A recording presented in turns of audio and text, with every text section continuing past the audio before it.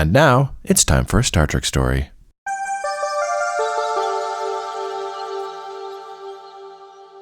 Aaron, we watch Star Trek on Star Trek Stories.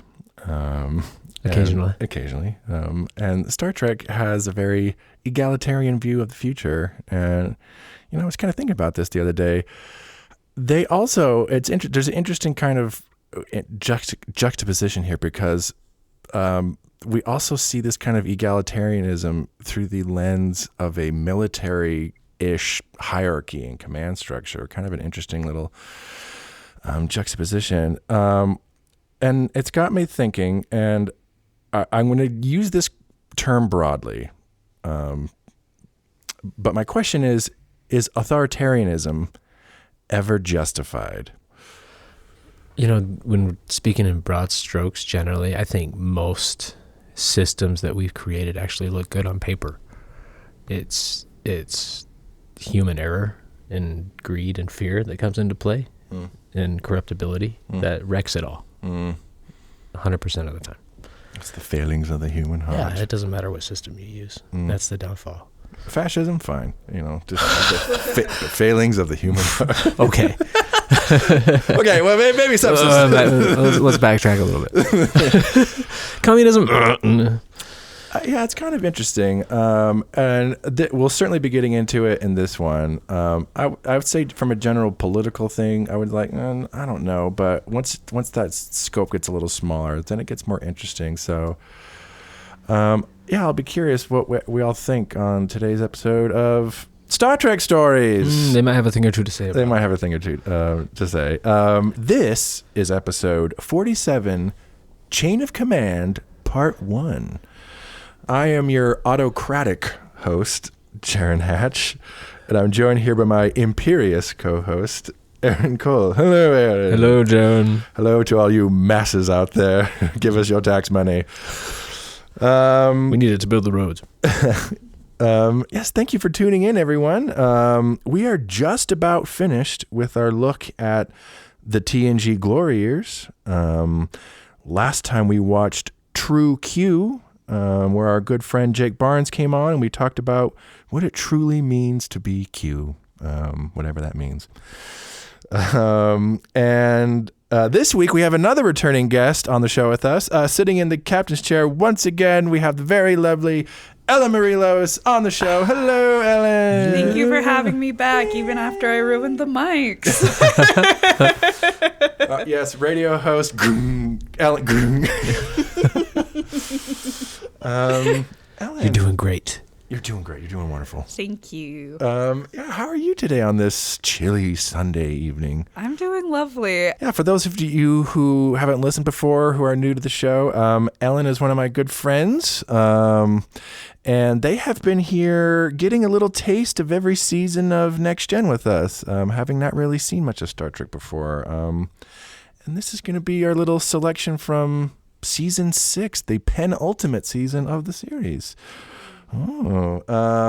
Last time you were here, we watched The First Duty, which is when our beloved Wesley Crusher accidentally got one of his classmates killed. Ugh. Oops. Tough. We were all doing air quotes when he said beloved off screen, just so you know. Not actually, but we are now. When someone in our Discord, when they heard that, they were like, beloved. Sure, Jan. I'm not sure if Wesley's beloved. Yeah, so, speaking of characters, Ellen, one of the things Star Trek fans like to do is to talk about their favorite characters in the franchise. And, you've mentioned having some pop culture knowledge of some of these characters before we started watching it on some level. And so you've talked about how part of the fun thing of watching the show is now actually getting to see who these characters actually are it's like, I know, there's kind of Geordi and there's Crusher and there's Captain Picard. So I'm curious now that we're getting toward the end of our little chunk of episodes. I'm curious, have there been any characters that you have kind of latched onto as we've been watching, or that you find interesting or compelling? She hasn't really been as central in many of the episodes that we've watched, but actually probably a few months before you all invited me to come on for the first time. I think I may have mentioned this in another episode, but there's this quiz online that's like, statistically, which character are you from any piece of media? There's thousands of possibilities in it. It's a pretty in-depth quiz, but one of the first times I took it, I got Troy, and I was like, cool, I don't really know a lot about this character, but slay, I guess. And now that I'm kind of getting to know that character a little bit better, it's been, I've really liked seeing like which traits I share with this character and like kind of having a little bit more of a connection to that, to be like, okay, this was like a really nice answer to get. Like, it's not like when one of my friends got Alan from The Hangover and she was really upset about that. Like, what nice, like, flattering one to get, but also like being able to actually see like which traits we do have in common has been really interesting to see unfold. I've also really liked getting to know Data more. Of course. We've had some like Day in the Limelight episodes with him while I've been here. Yeah, it's hard not to, just because he gets so many of the most interesting episodes just because the nature of his character is interesting. This android who wants to be human, so it's kind of hard not to have Data episodes. I really like the perspective that like his character adds to episodes where he is a really central part of the story.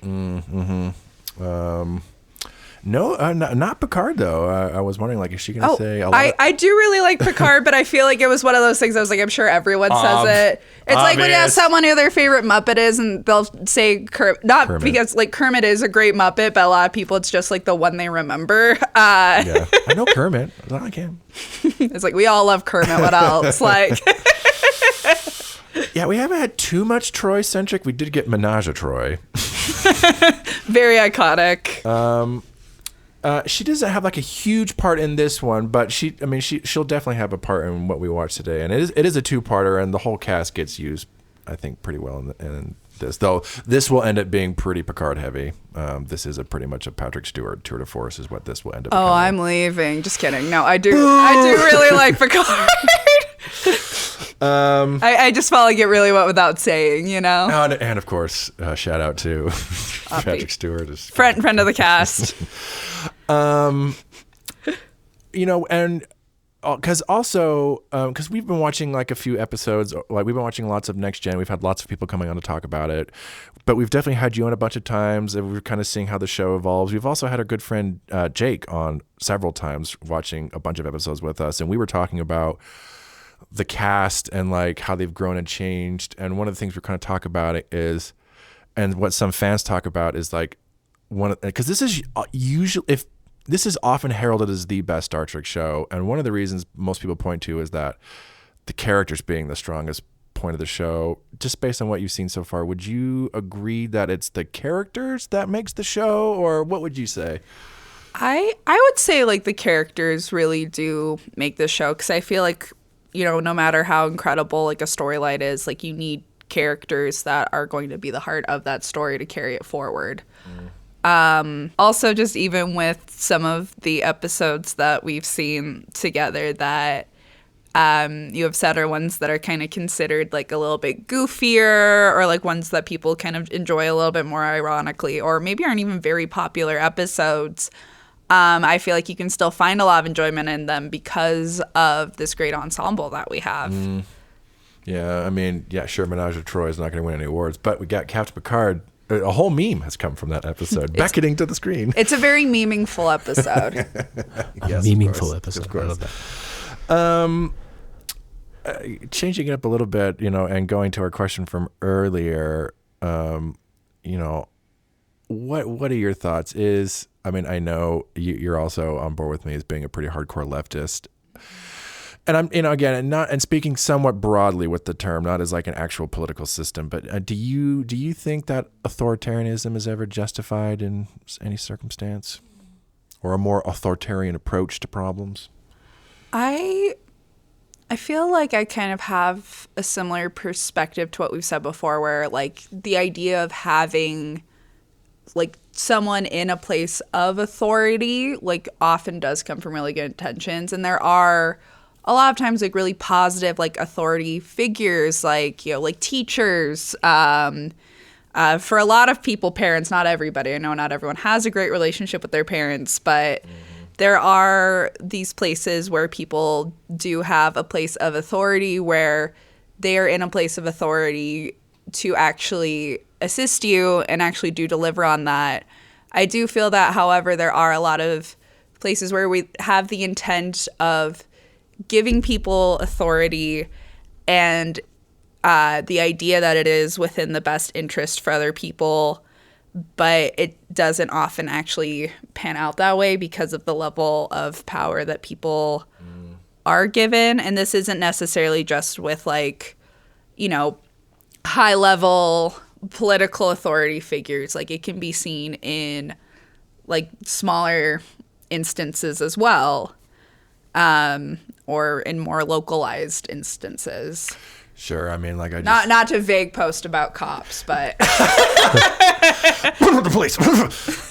Yeah, interesting. I actually just got done watching Tar the other day with Cate Blanchett, and definitely goes you into, finally saw it. definitely goes into some of that. You know, like, she's very much in a position of authority, and you know, that's some of where her genius is just how she's able to cut through and bring this music out of a symphony. But then, of course, that, you know, she kind of loses herself in that power and, you know, kind of goes off the deep end. So, especially with, like, a lot of people who become her mentees. That's probably one of the most interesting things to always be aware of. It's like, yeah, authority maybe isn't necessarily in itself a problem and is even required. Like you say, the teacher's a really good example. It's like having a democratic classroom would be chaos. Especially, like, I don't know, like in kindergarten, if we had, like, a democratic kindergarten classroom, my ass would not have been learning math or early science skills. What do you think we should do today, class? Right, nonsense. Color and recess. Right. Bring out the movie cart. Yeah, in a situation like that, like, yeah, authority is going to be very paramount, but it's always the context of, you know, who is this authority being used for or against, and, like, you know, those who are being affected by the power. You always have to keep in context, and, you know, who this is being used for and why. Well, this episode is certainly going to get into some of that. And this actually is a two-parter, and this whole two-parter actually will be getting into it on some level. Yes, as mentioned before, we are watching Chain of Command Part 1 today. This premiered December 14th, 1992. This is the 10th episode produced for the 6th season, which kind of puts it around the middle of the pack for the season. Yeah, so TNG is known for being pretty episodic. Most of what we've watched so far has been pretty episodic, but the show is also known for the occasional epic two-parter. And it's appropriate that we kind of start to close out this batch of episodes with one of those epic two-parters. Yeah, and during this batch of episodes, we have been introduced to a new recurring adversary, the Cardassians. Yeah, just like in real life. The Kardashians. Cardassians, yeah. So Cardassians, for those who don't know, are essentially space fascists who are constantly having border disputes with the Federation. We've had a few sketchy close calls with them in some of our last few episodes, but in this two-parter is kind of when things kind of come to a head with them. And this two-parter also sets up the Cardassians as they appear in the soon-to-be-released spin-off Deep Space Nine, where they are the primary antagonist of that particular show. So it's not called Keeping Up with the Cardassians? It was the alternative title, but... Really missed opportunity there. Yeah, so that'll be one thing we kind of look at in this one is, you know, how effective they are at being Star Trek adversaries. All right. For those of you at home who are going to be watching along with us, this is your invitation to watch. Star Trek The Next Generation is streaming on Paramount Plus. You can find it by bringing up Season 6, Episode 10, and we will be back after we watch Chain of Command Part 1.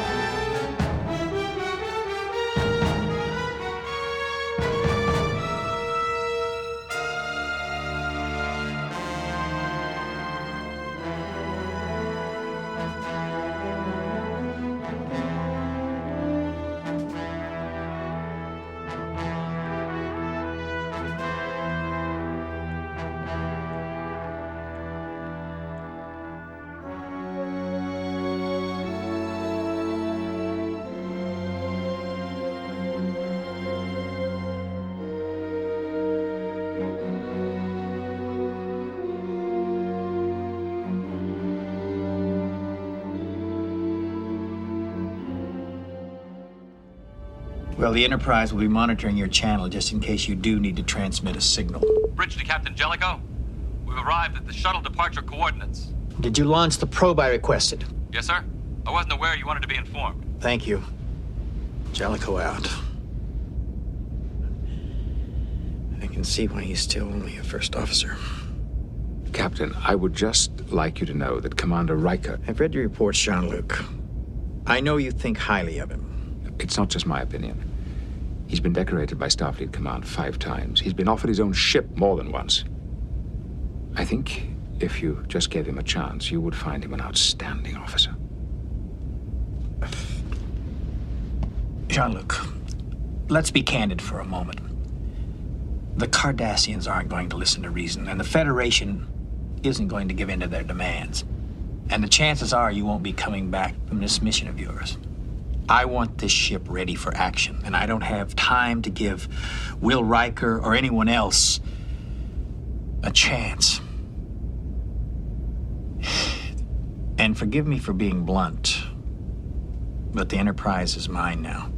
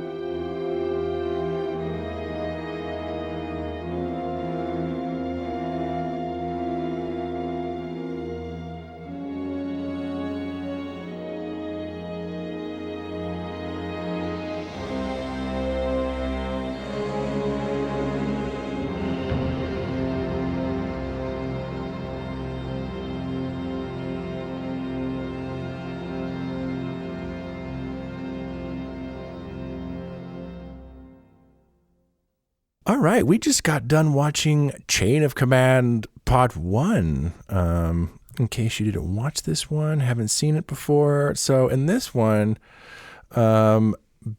basically Admiral Nechayev shows up and relieves Captain Picard of command of the Enterprise. And then basically what's happening is the Cardassians are mounting, or like they're mustering their forces on their side of the border. So they bring in a new captain for the Enterprise who has previously dealt with the Cardassians and had like helped negotiate the armistice they are currently under. And he takes command of the ship and takes the Enterprise to go deal with the Cardassians. Captain Jellicoe, he is a bit of a hard ass. Yeah. Very by the book, and yeah, instead of saying make it so like Picard, his is get it done. Get her done. Get her done. Doesn't make any time for making friends or anything. He's kind of a dick. Like, there are just a few times where he's just like unnecessarily a dick to people. And so they start having negotiations with the Cardassians. The crew doesn't know how to feel about him. Meanwhile, Captain Picard, Mr. Worf, and Dr. Crusher have been assigned on a secret mission to infiltrate a secret Cardassian base because they think the Cardassians are going to be building a secret weapon. Turns out that once they get there, there is no secret weapon. This whole thing was an elaborate scheme to get Captain Picard there. And he gets captured by the Cardassians, and that's basically where the episode ends, leading into part 2, of course. We always start with initial thoughts. Ellen, initial thoughts coming on off of Chain of Command Part 1. One thing that I've been thinking about with the new captain who's been introduced, Captain... If you want to say Jellicle, I know that's not right. I know that's the cats from Cats. Jellicle Captain Jellicoe. I don't. There's like a level to this episode that feels more apparent in some of the others I've seen of like workplace dynamics where like there's this level of like science fiction and like the tropes of that genre, but that like more so that these are everyone's jobs day to day, and this is like just when you get like a really shitty manager at a job, like. I feel like everyone is very like micromanaged. Like I made the joke at one point when Troy comes to speak to him about the uncertainty that a lot of the people on the crew are feeling during this transition, where Jellicoe's basically like, well, you're in charge of morale now, of just being like, oh, what about like a space pizza party? Like the work mandated fun right pizza party. There's no problems. We're not gonna pay you better or look into our management style in any way, but we're gonna go order some Domino's. Here's a problem. Well, now that is a you problem. Have fun. No additional resources. Yeah, I mean that is kind of essentially what this episode is. Part 2 does kind of changes kind of what it's about, even though it still continues this whole plot line with the other captain. But this one is much more concerned with him coming over. And like, you're right. This is, I think you've talked about before. It's like, it's always fun to see like Star Trek plug in different storylines or classic TV tropes. And this is right. Oh, the new shitty boss is in town. And what can we do to get rid of him? Yeah, that's exactly what this is. Aaron, initial thoughts coming on off of Chain of Command Part 1. I feel like the episode kind of starts like 20 minutes in, around the time when we get introduced to the Cardassians. It's like, all right, now we get going. And then, the next scene is with the team in the cave. Yeah. Where all the shenanigans go down. Mm-hmm. Pretty good cave laser tag scene. Pew pew. Sparks on the rock. Wow, that's really good. Yeah, this is kind of like a slow one. I will say part of it is this whole episode is set up. Yeah. And because originally this was supposed to be just one single episode. And they turned it into 2 more for financial reasons, just because it's like they were already over budget for the season and they need to get costs down. They're like, look, we have this kind of big epic plot with the Cardassians. How about we turn this one into like a 2-parter and then really kind of, because actually the meat and potatoes of what this episode is Part 2, which we haven't watched yet. So this was like a Kill Bill approach to Volume 1. Yes. Yeah, it's Chain of Command Volume 1. Chain of Command, the whole bloody affair. So they're like, yeah, we can flesh out this captain who's coming in. We can kind of set up the situation with the Cardassians. So, yeah, I think when you say like, yeah, it kind of feels like the episode kind of starts once the Cardassians get there. I think some of that is like they take this episode that was going to be 1 and extend it into 2. I'm sure maybe when it was on TV, this always comes up with like, the idea of Picard stepping down as captain of the Enterprise is a much bigger deal. Oh, like, yeah. Watching that week to week, like, oh my God, what's going on? I remember when this first came on, we were actually at a family Christmas party, but like my dad, my uncle, they're like, oh, there's a new Star Trek on. And so like they snuck downstairs to watch it when it was coming on. And so I snuck down there to watch it with them. And it was actually, I take it back. That was actually for Part 2. But for Part 1, I remember the whole beginning. It's like, wait, no, Captain Picard, like, are you insane? Why would you ever get rid of him? The best captain ever? Why isn't he arguing? Yeah. It is really interesting to see, though, just how much the dynamic changes when this other guy steps in and we always talk about how amazing Picard is, and it's just incredible. You always like the person at the top sets the tone, and it's incredible how much more tense and uncomfortable everyone is. They even put Troy in a uniform now. Can you believe it? I want her gymnast outfit back. Captain. It's not fair. Yeah. This it's always interesting the most interesting aspect of this one is just seeing how different the workplace dynamics are. Like all the other stuff is kind of interesting, but the most interesting aspect is him showing up and kind of shaking things up. And I guess that's where we can kind of start with this one. Cause Captain Jellicoe, I would say, is probably the big thing to talk about in this one. I don't know. So Jellicoe and this episode is actually somewhat controversial in the fan base, in the years that it's come out. How so? I would think that there would just uniformly be kind of universally the same opinion about him, that he kind of sucks. As time has gone on, there's been a lot more like fans online kind of saying, is Jellicoe really that bad?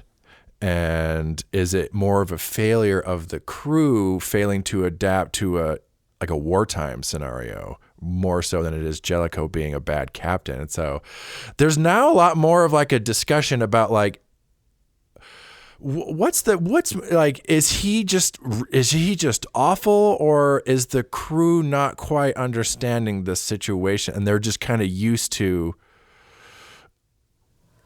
Picard and everything?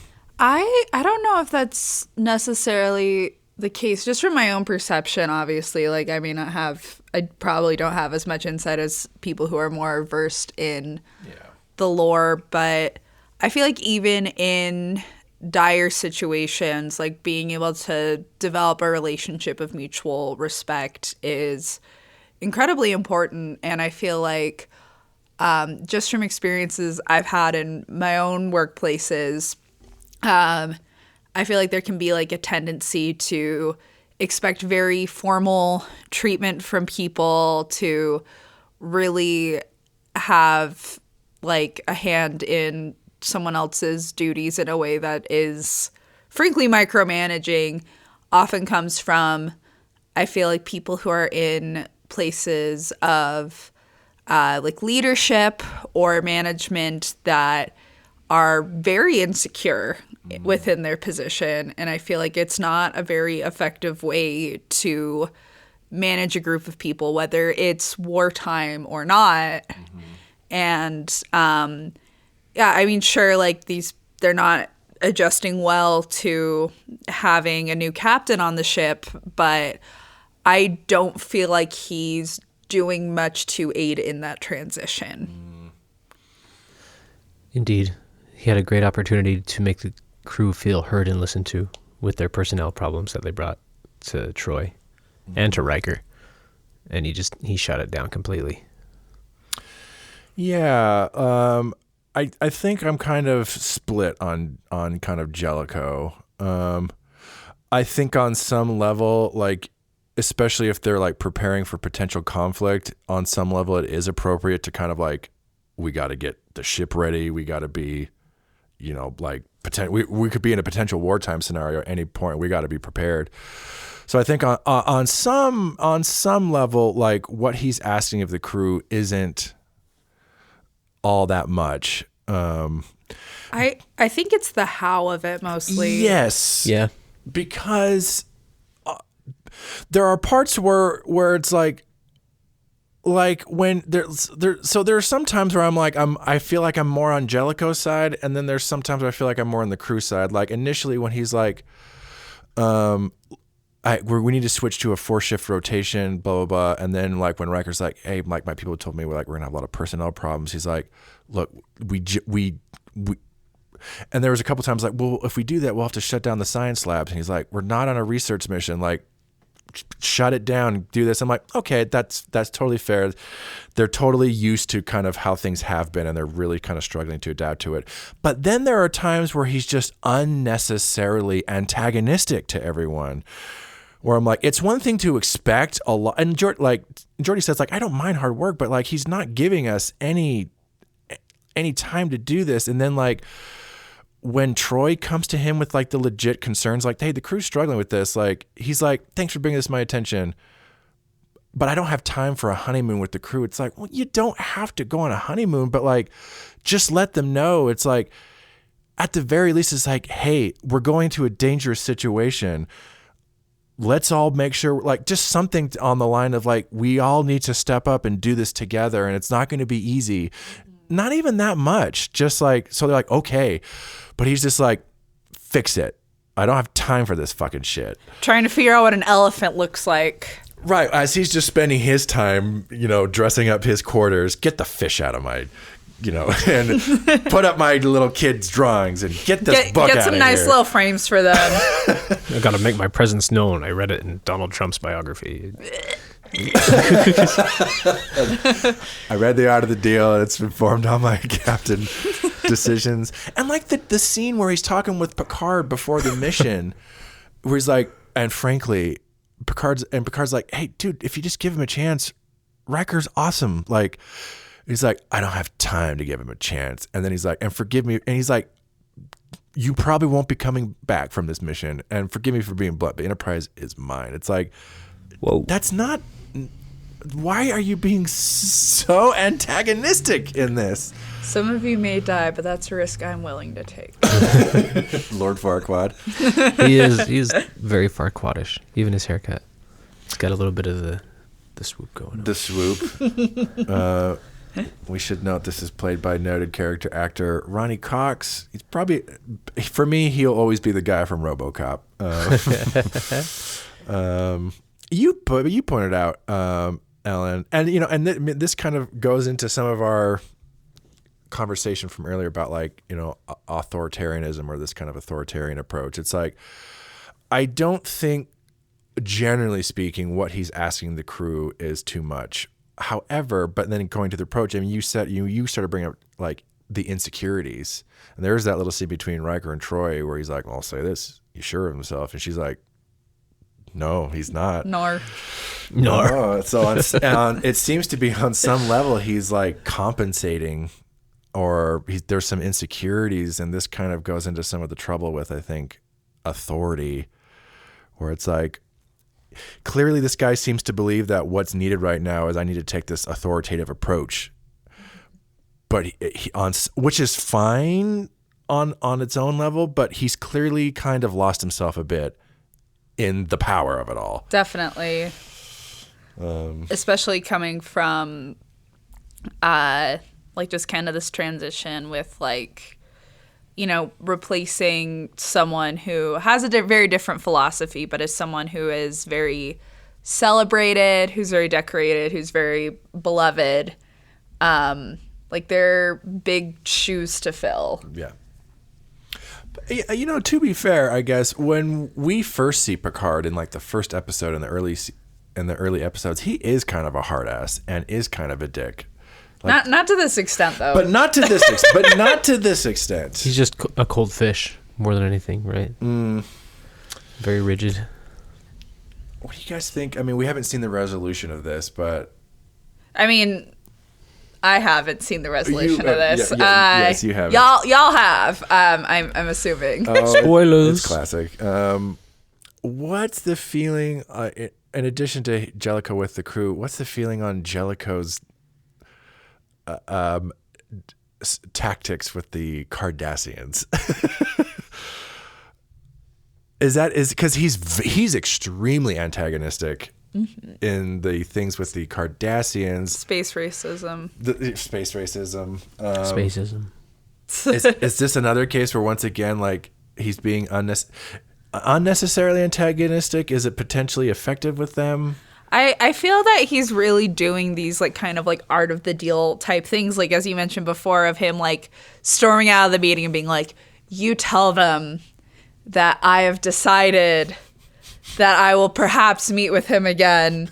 Like just all these things that feel like it's really like trying to be showy and not really based in any like kind of clear idea on how to effectively negotiate, how to effectively forge relationships with other diplomats. Like it's very like the job interview I did in high school at an ice cream place where they were like, "Sell me this pen." Oh my god. Like shit Jesus. Like that, where it's like just like this like supposed to be a power play, but it's just like kind of embarrassing and pathetic. I got that at a job interview at like a theater. I was just going to be like and they gave me this whole like, sell me this pen. I was like, What? Do you need a pen? Like, right. Okay, Jordan. I thought this was Maggie Moo's. Like, I thought this was like a Baskin Robbins. Sell me this pen. dude, I'm just going to be taking fucking tickets. Right? Like, oh, well, I'm not selling any. People have already bought. Yeah, no, exactly. So it was like an ice cream parlor. Like, if I'm behind the counter at an ice cream parlor, somebody wants ice cream. They're already here for the ice cream. Right? Sell me this pen. Go fuck yourself. Right? That's what I think of your pen. What's the commission if I sell this pen? Right? What am I getting? Do you have a nicer pen? Because this is just like a Bic. Like, There's no way I can sell this pen. What do you think, Aaron? I mean, you're a little more versed in the Star Trek world. What do you think? I mean, the Cardassians are famous for being also antagonistic and surreptitious. What do you think about his approach with the Cardassians? From that perspective, he's kind of just meeting them head to head, knowing what I know about the Cardassians. But it's still early days, so he does come off aggressive. Very aggressive. Yeah. And his power moves are such, like Art of the Deal, like classic power move. You offer him the terms, then you storm out of the meeting, right?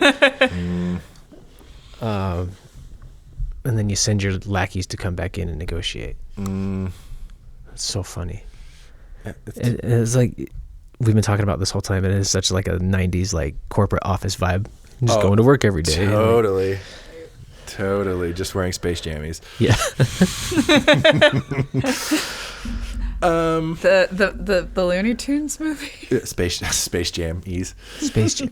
Well, just in contrast, what's our feeling on how the crew is dealing with all this? That's the flip side. How do they come across in this and dealing with Jellicoe?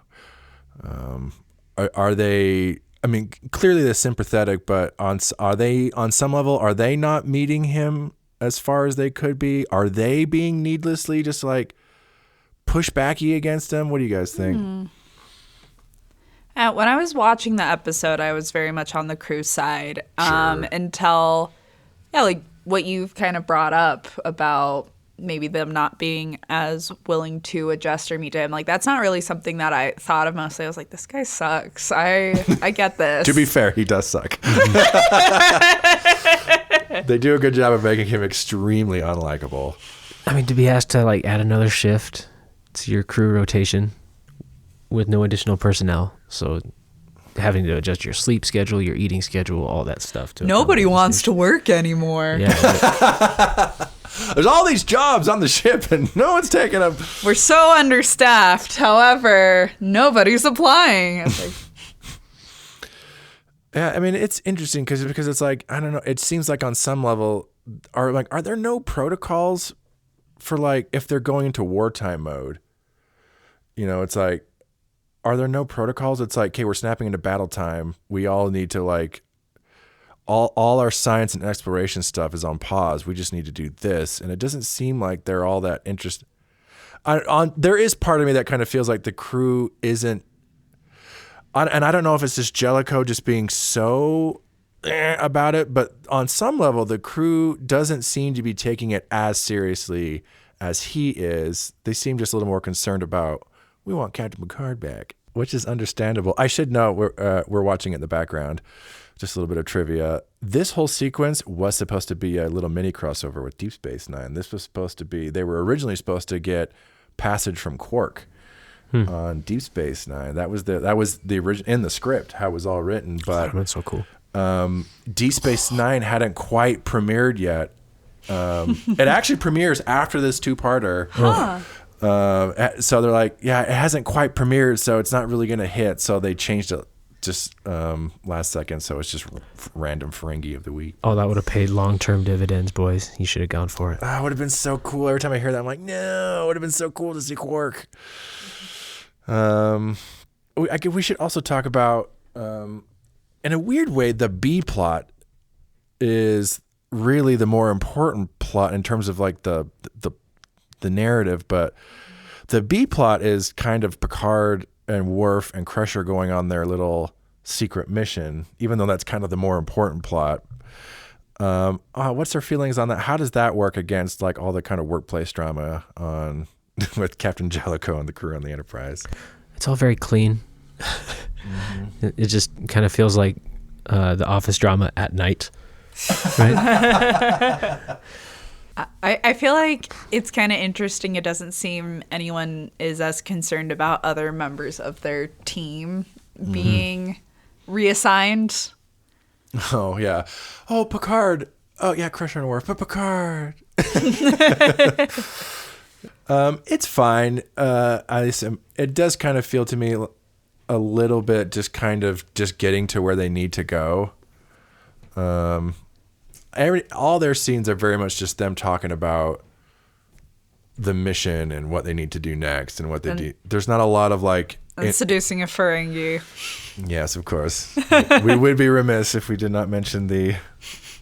Oh my God, just him trembling, just trying so hard not to be like the wolf from like the Max Fleischer cartoons, like eyes popping out of his head, like hitting a table with like a hammer. The ultimate tongue rolling all over the place. Yeah, that's really what the Ferengi are, is just giant neckbeards. Neckbeards. A race of neckbeards. Yeah, with big ears. I wonder if they could have found a little room to, because there's so much. I mean, clearly all the stuff on the ship, at least for me, is more interesting just seeing like the tension and conflict between the new captain and the crew, and you get all these little scenes between the characters, sometimes with Jellicoe, sometimes like the crew talking about Jellicoe and just how they're all feeling, and you get all this kind of character interplay. I wish they found a little more room for some interplay between like the three people going on the mission. Like, it's mostly just them kind of doing their thing. You get little moments now and then. You're not afraid of heights, are you, Doctor? And she's like, you're not afraid of bats, are you, Worf? It seems like I wish there was just, I don't know. I don't know what it would be, but just some kind of little character beats between them as they're on this kind of mission together. And a much more dangerous situation than the other characters are.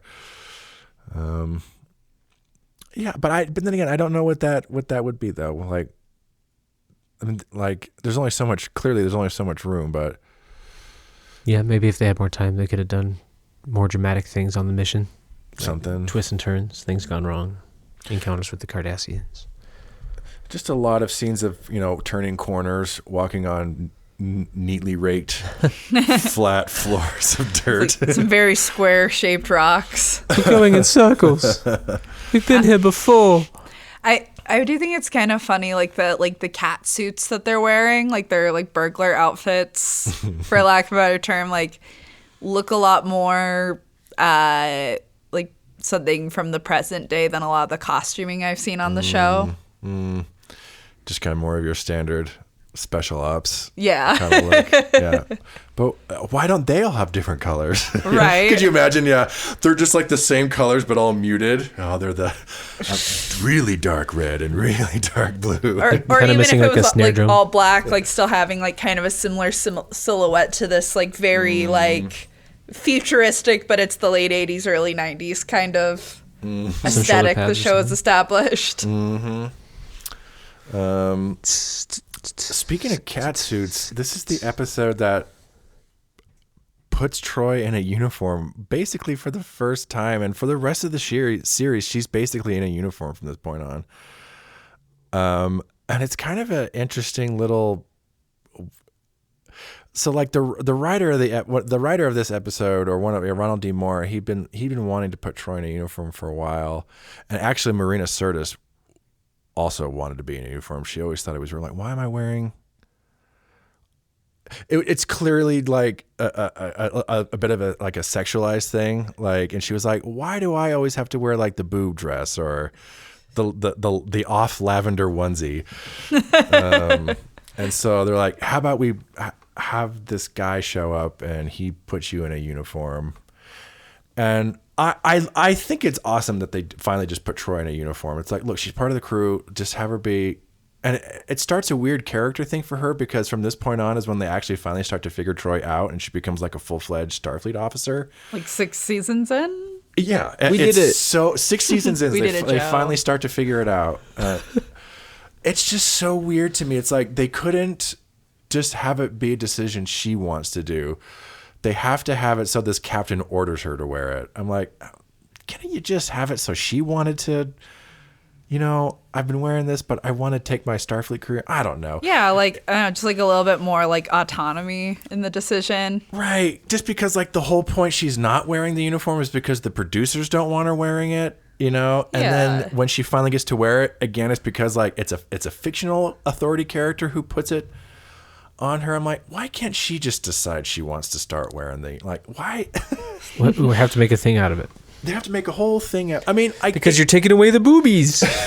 No, the boobies. No. I mean, to be fair, they're wonderful boobies. You know, it's just, I mean, and I guess it's just another thing to put Captain Jellicoe on you and then like, well, fuck you, Captain Jellicoe. He also takes out the fishbowl. Jellicoe shows up and starts making all these permanent changes on the show. So Jellicoe- I He's feel like a like it's utility kind of knife for him. cowardly to like hide behind like this captain that you're supposed to be like, I don't like this guy for like any decision they think there would be pushback against from like fans. Captain Jellicoe. Cowardly, We have to go with it. Cowardly but clever. They're surviving. It's like, haha. A feint. Like, don't blame us as riders. Blame Captain Jellicoe. It's Boo. Jellicoe, boo. He sucks, right? Right.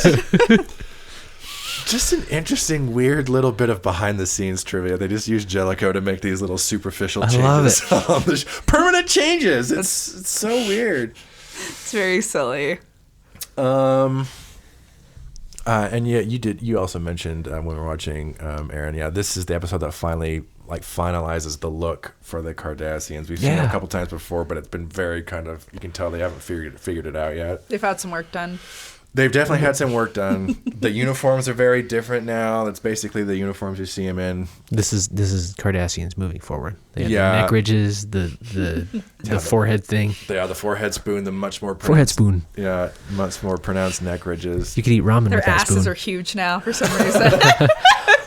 Cardassians be yeah. They all got ass. That's amazing. Good for them. Really pronounced collarbones and Booties. Dummy thick. Major, you can't handle this, but don't. I don't think you're ready for this, Jelly. Jellicoe.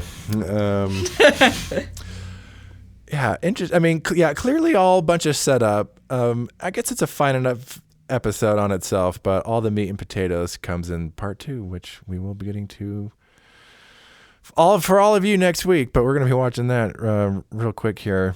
Before we do, any final thoughts on Chain of Command Part 1, Ellen?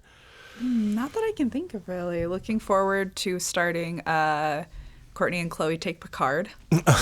Oh, yeah. Part 2 is very different. What a vibe change. What a vibe change. Oh boy.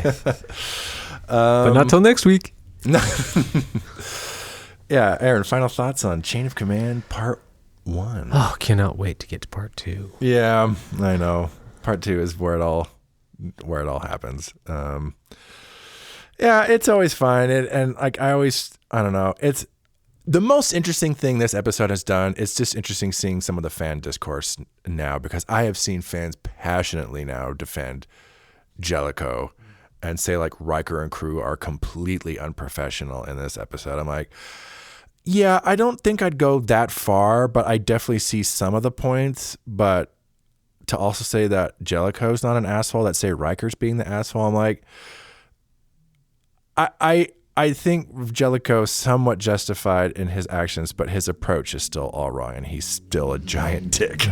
And I wouldn't call the crew's actions unprofessional. They brought it through the proper channels up to the chain of command, like they're supposed to do, right? Matt Troy broaches it with him in a very professional manner. Mm-hmm. She does a lot of gentle parenting during that scene. Oh yeah. I mean, to be fair, Riker is kind of almost every scene Riker has with Jellicoe, and Jellicoe steps away, they linger on some like Riker rolling his eyes or Maybe like get a load of this guy. every single time. I saw that. God. I saw that. It's like, I'm sorry. Yeah, that was unprofessional. I'm sorry. Do you think maybe Jellicoe's actually secretly jealous that Riker's at this point is the guy who beat the board? Do you think he's jealous? Jellicoe. They're really Jellicoe. hammering in that insecurity play with him, you know?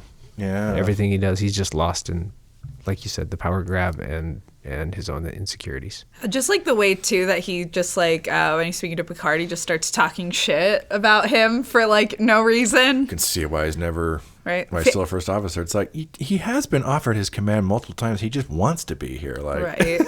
That's fan behavior. Like, even when he was like friendly about it with Riker in the first scene, so it's a bit of double talk, you know? Yeah. Right. It's like, dude, I get why you want to stay. This ship's awesome. And then a few scenes later, I can see why, he's only a first officer and still on the Enterprise. Oh, okay. You just said that was like, fuck you, dude. Right. also, like, on top of that, too, just like the way that he keeps cutting Riker off, like the first time that they meet each other is like also. It's all power plays and like this kind of dominance thing. But like in that first scene, it's like that weird friendly dominance. Hey, it's so good to see you. Hey, where's my. Yeah, right. See you. Bye. Like toxic positivity into just full on toxicity. I know the focus shifts next episode, but I'm really excited to see Riker sell us a pen. Yeah. Sell me this pen. Scene where famous scene in Star Trek where Jellicoe comes to his quarters. Sell me this pen, Will. Coffee's for closers, Riker. Do me a favor, write something down. I can't. I don't have a pen. I don't have a pen. All right. Thank you, Ellen, for coming on and watching Chain of Command Part 1. Hopefully we'll back you on sometime very soon. Oh, I wonder when. Yes, thank you very much. How do you guys feel about some pizza? Something? Yeah, pizza. Thank you all at home for listening. We hope you enjoyed our coverage of Chain of Command Part 1. Next week, we're going to be bringing this whole batch of episodes to a close with Chain of Command Part 2. Yes, and Ellen will once again be back on with us. Awesome. And we'll let you all know how we feel about the conclusion of this story. Can you imagine if we just ended it right here on Part 1? We just didn't have time in the schedule, so we just did Part 1. Right. Our apologies to Beyonce Knowles Carter that we didn't have time for this episode. Apologies to Beyonce Rihanna. We ran out of time. All right, everyone. Until next time. I mean, we're going to watch right now, but you're all going to have to wait a week, just like they did back in the old days. Suckers. Yes, but that lets you really live the full nostalgic TNG experience. Because I remember having to wait a week, just like, damn it. That to be continued shows up. Damn it. Until next week, we'll see you all, hopefully not being captured by the Cardassians on a secret mission, or the Kardashians. Thank you, dozens. Thank you, dozens. Millions. Millions. Dozens of millions. There are dozens of us. Dozens. Dozens. All right, have a good one, everyone.